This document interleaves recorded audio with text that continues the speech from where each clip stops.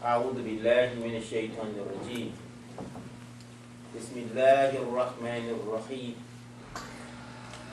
الحمد لله الذي ألف بالإسلام بين قلوب المؤمنين وأوجب الاتحاد وحرم تفرق في كتاب مبين. وأشهد أن لا إله إلا الله هدى من شاء إلى الصراط المستقيم. وأشهد أن محمدا عبده ورسوله صلى الله عليه وسلم وعلى آله وصحبه أجمعين وبعد. Dear beloved believers, Muslims, Assalamu alaikum wa rahmatullahi wa barakatuhu.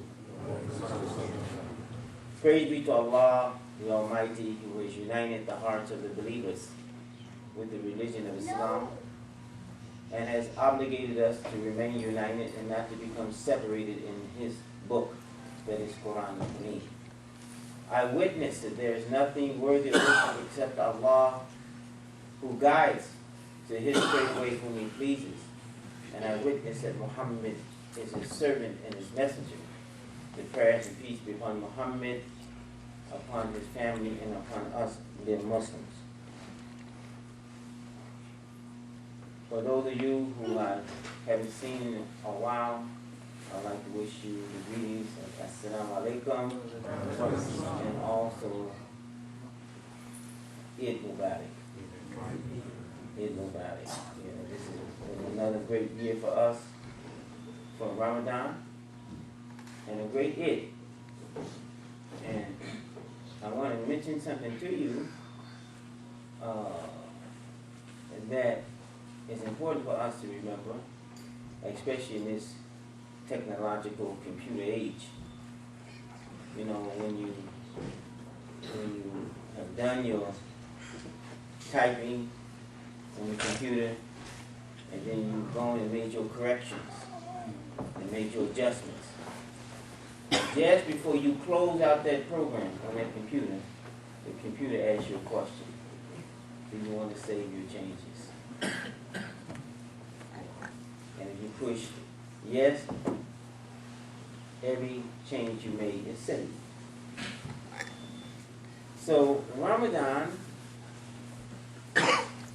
was a month that we made a lot of changes in our personality, in our life, because we fasted for Allah. We didn't fast to lose weight or look good or anything like that. Our fast was for Allah. Allah says fasting is for me.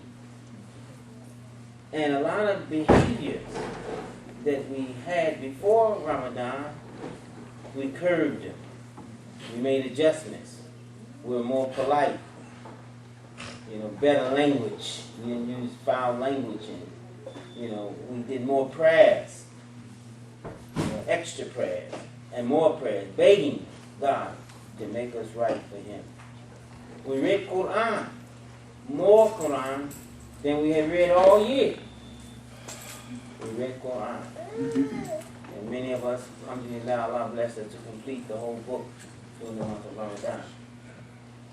Now that that's been done, the question we want to ask you now, do you want to save the changes that you made during Ramadan? Or do you want to go back to what you were doing before that? That's the question that I just want to put to us as a community. Because Imam W. Muhammad rahimahullah alayhi, he said once, a lot of people want to grow, but they don't want to change. You can't have growth without change. You see? And he said too, once he said, many people grow, but they don't develop.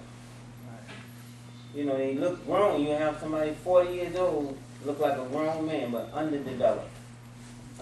Like a young teenager or some kid with kid and teenage aspirations. So, alhamdulillah, Ramadan and this month that we were in, called Ramadan, provided us with changes of growth and development. And we want to save those changes and improve upon them. If our behavior got better, we want to keep that behavior. If we began reading the Quran more, we want to keep reading the Quran more. So this is just some advice for us of those of us who completed Ramadan. Now, Allah subhanahu wa ta'ala, that is God Most High in the Quran, in Surah Al-Rahman, He says, Ar-Rahman, Allama al-Quran, خلق الإنسان علمه البيان. It begins by saying the merciful benefactor, Ar-Rahman. This is another name that God is known by. The merciful benefactor. Allam al-Quran. He has taught the Quran. خلق الإنسان. Then created the human being. علمه البيان. And taught him clear expression. Clear expression. Now, Allah is the teacher of the Quran. I don't know whether you knew that or not. But just in case you didn't, He teaches the Quran. There are a lot of people who serve as mu'allims and teachers, but Prophet Muhammad sallallahu alaihi wasallam, he said, whenever Allah wants to give you benefits, He gives you the understanding of the religion. He gives you understanding of the Quran. He said, I am a distributor. This is Muhammad the Prophet. He said, I am a distributor and a Qasim. He said, I am a distributor. Allahu yu'ti. Allah is a giver. Allahu yu'ti. So even that we give, Allah gives to us. Another place in Quran, Allah says, وَاتَّقُوا اللَّهِ وَيُعَلِّمُكُمُ اللَّهِ وَاللَّهُ بِكُلِّ شَيْءٍ عَلِيمٌ. Have taqwa of Allah, because He is teaching you now, and He has knowledge over everything. Now these points that I'm making now is to bring us our attention to the teacher of the Quran, one, but also what Allah says after that. He says, Allama al-Quran, He teaches the Quran, He has taught the Quran. خلق الإنسان, created the human being. Imam Muhammad rahimahullah alayhi, may Allah's mercy and blessing be upon him and bring him the highest level of paradise. He said, this may sound out of order. He said, here's the Rahman, then He teaches the Quran and created the human being. He said, it seems like He should create the human being and then teach him the Quran. That would be the natural order. He said, but it's not out of order, it's in perfect order. He said, because you are not the human being that God wants until the Quran is taught to you. So it's perfect order. Ar-Rahman, Allam al-Quran. He teaches the Quran. Khalaqa al-Insan. And then the Quran, as it's being taught, as it's taught to you, it creates in you the disposition of the human life that He wants from us. Allamahu al-Bayan. Then He teaches him clear expression. Clear expression. So our topic is the Quran, the most powerful language expression for humanity. The Quran, the most powerful language expression for all of humanity. And this is important. Why? Because we are creatures who have been created to be expressive. We express ourselves in many, many ways. We express ourselves physically. We express ourselves mentally. We express ourselves morally. We express ourselves in our soul. You know, your soul has an expression too. But you and I don't achieve the fullness of our expression until we get what God gave us to express ourselves with. And that is Quran. I'm going to give an example of this again from Quran. Allah subhanahu wa ta'ala, He says, وَعِبَادُ الرَّحْمَنِ وَعِبَادُ الرَّحْمَنِ الَّذِينَ يَمْشُونَ عَلَى الْأَرْضِ حَوْلًا. it says Ar-Rahman again, that the servant, wa ibadu Rahman, that the servant of the Rahman, the servant of the beneficent, the servant of the gracious, meaning Allah, is he who walks, Yamshuna, who walks on the earth in humbleness. How? You mean humbleness. وَإِذَا خَاطَبَهُمُ الْجَاهِلُونَ قَالُوا السَّلَامَ. And when the ignorant speak to them, they say, what? Salam, peace.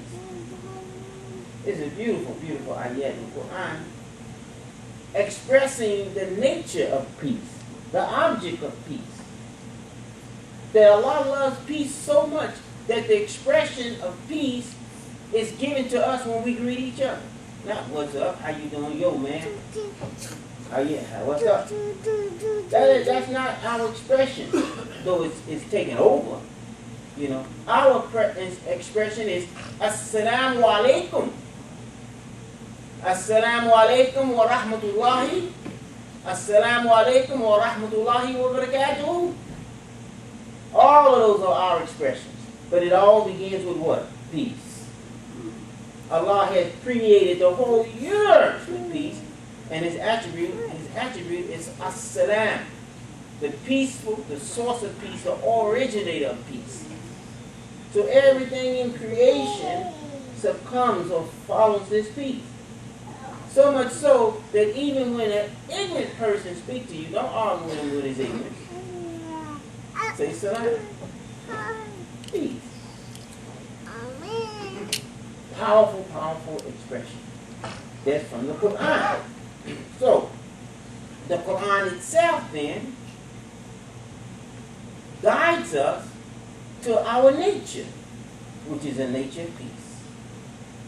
I remember our leader Imam Muhammad saying once, he said,